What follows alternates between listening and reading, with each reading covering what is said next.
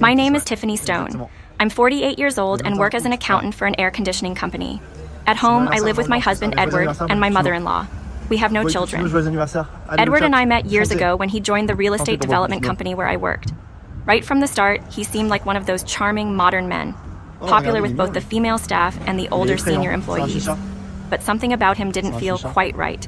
One day, Edward confided that the other accounting staff felt distant and unapproachable. "But Tiffany, there's something warm about you," he said with a gentle smile, handing over a stack of files. That small, sincere gesture warmed my heart. However, despite his apologies, Edward's work often had mistakes, and he'd always hand it in just before the deadline. I started working late to fix these errors, sometimes wondering if he was naive, or if this was some clever tactic to push his workload onto me. Outwardly, I maintained a friendly smile, but inside, I felt uneasy.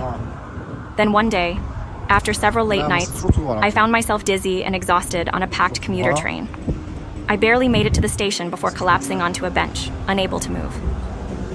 Edward happened to see me and, without concern for his freshly pressed suit, carried me to the medical room. After resting, I called my boss, who insisted I go home, and Edward volunteered to accompany me, ensuring I got home safely. That Friday, I offered to treat him to dinner as a thank you. He grinned and said, "How about we split it? I'm a bit short on cash." I laughed, agreeing. What I thought would be a one-time dinner soon became a routine, and before long, people started noticing us together. I denied any romantic involvement, but Edward, always carefree, didn't seem to mind. 2 years later, he proposed, saying marriage would make everyone more comfortable since we were already seen as a couple. After we married, Edward encouraged me to leave my job, suggesting I focus on raising a family, especially with his mother's growing hope for grandchildren.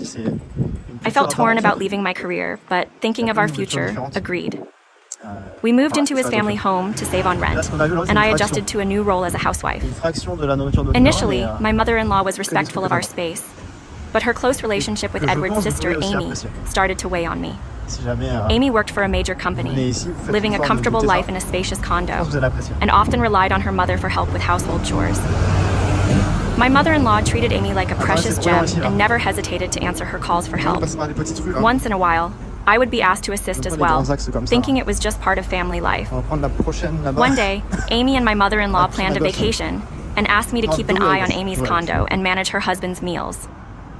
"Please make sure to chill Nathan's favorite Belgian beer in the fridge," Amy instructed. I agreed, but soon found myself on a wild goose chase, scouring store after store for the rare brand. Hours passed, and I was exhausted by the time I finally tracked it down in a department store miles away. When I returned to the condo, I was shocked to find Nathan sitting on the couch, looking at me in confusion. "Who are you?" he asked, baffled. My wife said she'd hired a professional cleaner. Feeling embarrassed, I explained, but Nathan looked troubled. He revealed that he had planned to bring his own mother to live with them for support. However, Amy had persuaded him to let her mother help out instead. When Nathan discovered that Amy was secretly using the household funds for luxuries, he was furious. Amy returned from her vacation, and they had a massive argument. Their marriage began to unravel, and within a few months, they filed for divorce. Amy was devastated, and my mother-in-law, caught between anger and denial, started directing her frustration toward me. Life at home changed quickly. My mother-in-law, once relatively distant, became critical of me, making sharp comments about my childlessness. "I always wanted a grandchild," she said coldly one evening, "but it would have been hard to love a child from someone like you." Edward, who once supported me, now turned cold. One evening, he looked at me with disdain and said, "It's too late to regret things now, Tiffany. Why couldn't you have managed things better?" I realized then, painfully, that I had no ally left in this house. With the family turning against me, I felt trapped. But instead of despairing, I began to plan my escape. I reached out to a former colleague and found a part-time accounting job. To avoid suspicion, I told Edward I wanted to help with household finances. Reluctantly, he agreed, and within a few years, I secured a full-time position, climbing my way back up in my career. I was finally finding some happiness outside the home. Then, after 20 years of marriage, Edward dropped a bombshell. "Mom and Amy are moving in with us," he announced casually over dinner. Amy had been struggling after her divorce, and now, needing to recover, she wanted to return to her childhood home. My mother-in-law added, It's best for family to stay together. Outsiders should go back to their own homes, giving me a mocking smile.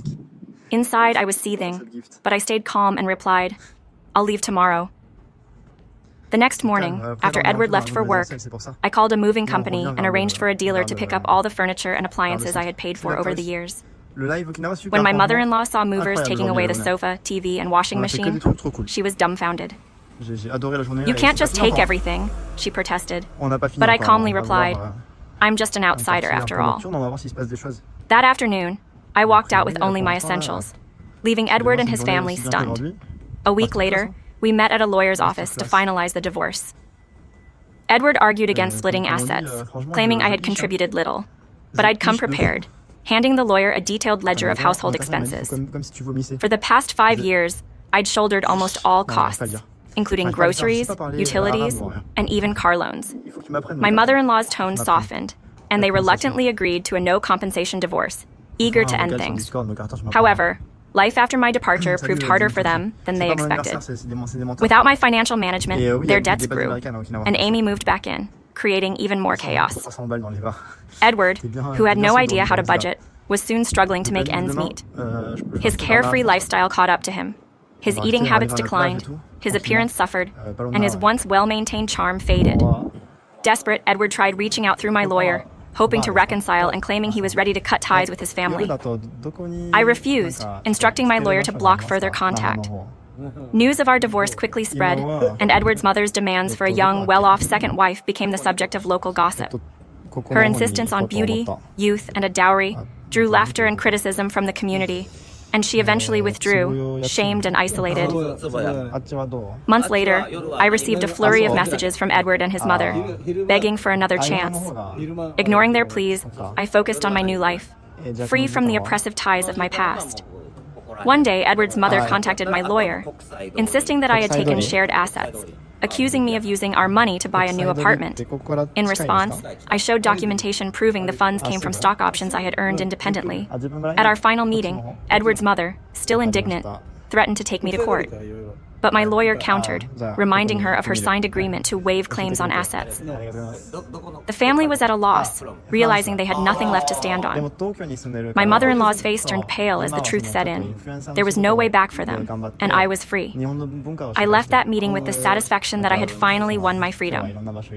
For the first time, I felt like I was living on my own terms, no longer bound by the expectations of others. Edward and his family faded into the past as I moved forward, ready to embrace a life that was mine alone.